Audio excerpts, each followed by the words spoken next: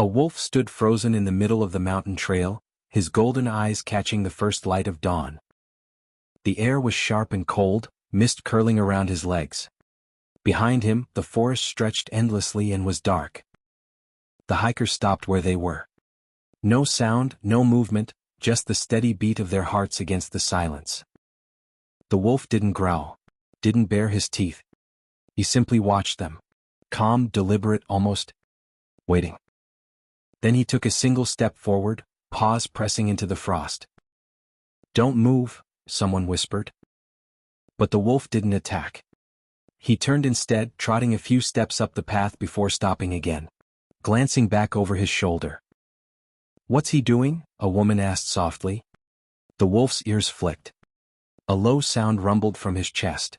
Not a threat, but a call. A plea. Then he turned once more and vanished into the trees. The hikers exchanged a look, and followed. They walked for nearly half a mile, the wolf always just ahead. Every few minutes he'd stop, waiting, glancing back, then move on. It wasn't random. He had a destination. "Tracks are fresh," one hiker muttered. "He's leading us somewhere." The trees grew thicker, the air sharper. Birds stirred in the branches above. Then faintly came a sound. High-pitched, broken, almost human. A cry. The hikers broke into a jog.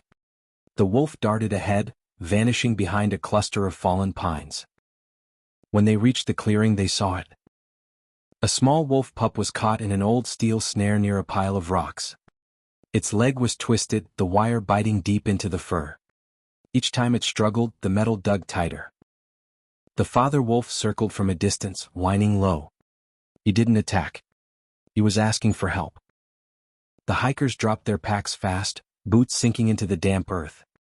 "Get the multi-tool," said Mark, the group leader, voice tight but steady. The pup whimpered, its paw trembling in the rusted wire.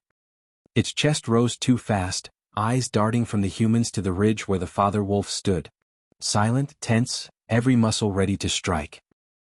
Mark knelt, hands shaking. "Easy, little one. We'll get you free." He tugged at the wire. It didn't move. The metal bit deep into the pup's leg.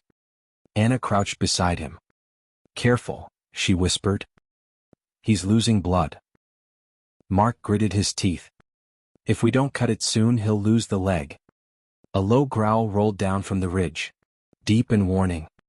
The father wolf's tail stiffened, claws digging into the rock. Mark didn't look up. "He's watching," he muttered. "Then let him see," Anna said, pulling a blanket from her pack. She spread it over the pup's body, covering the metal and the blood. "Shh. You're safe now." The pup's breathing slowed. The growl faded. For a moment even the forest went still. Mark flicked open his knife and began sawing through the wire. The sound was harsh. Metal grinding against metal. Every twist made the pup flinch. "Almost there," he said quietly. One coil snapped. Then another. The last strand broke free. The pup cried out and collapsed. Mark caught it before it hit the ground. Blood seeped through the fur, dark, steady. Mark's hands shook as he held it.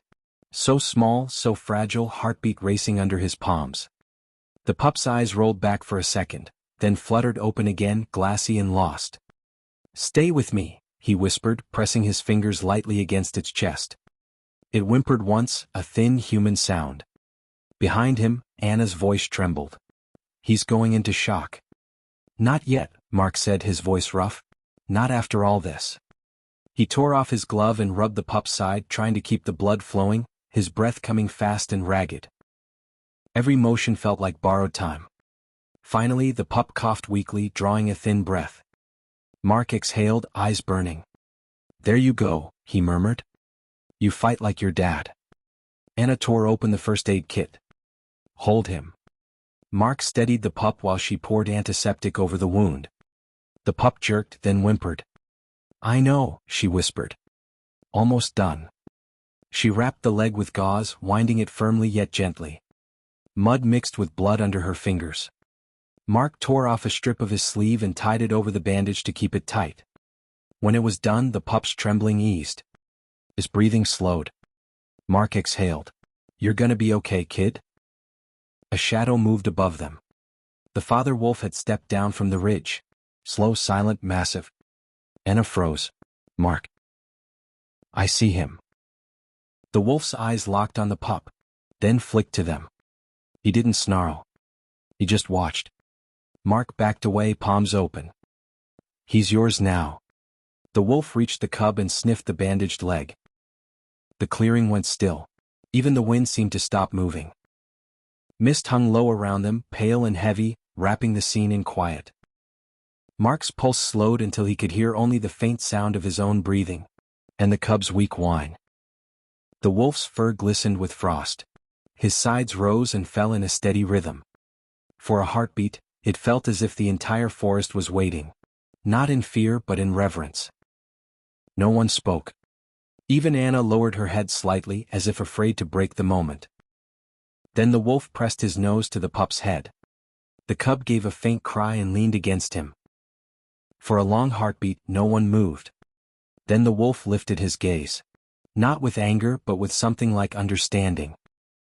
And in that moment they all understood. This wasn't fear. It was trust. The wolf's gaze held steady. Not wild, not afraid, but aware. Mark felt his pulse slow. He knows, he whispered. The wolf blinked once, then looked down at the pup again. It licked the cub's ear, a soft sound breaking the silence.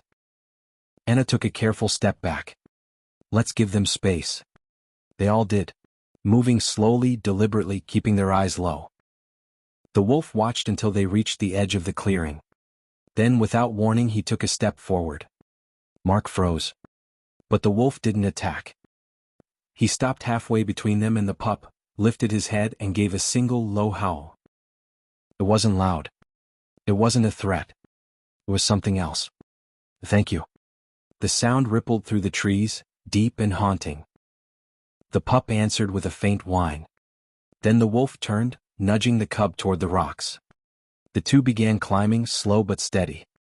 When they reached the ridge, the father paused. He turned one last time, eyes catching the morning light, and bowed his head.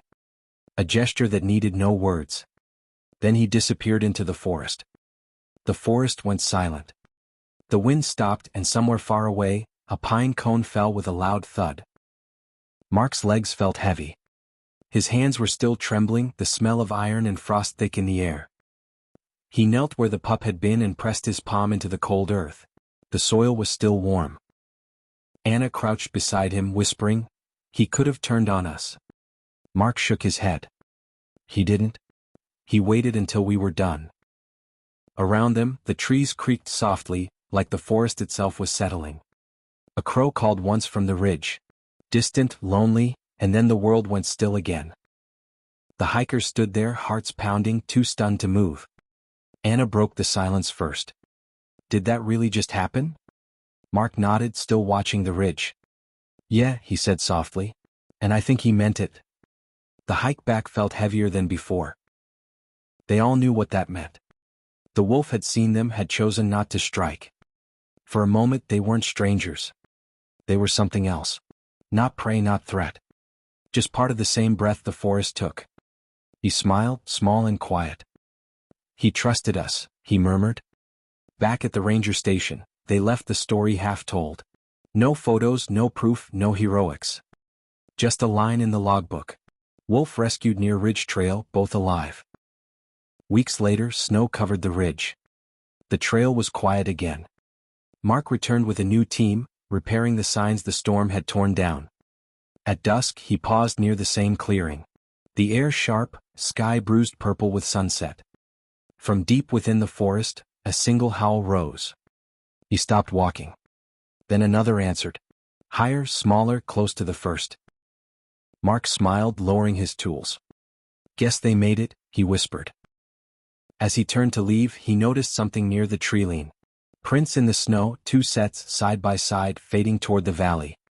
He stood there until the cold bit through his gloves, listening to the last echo of that sound.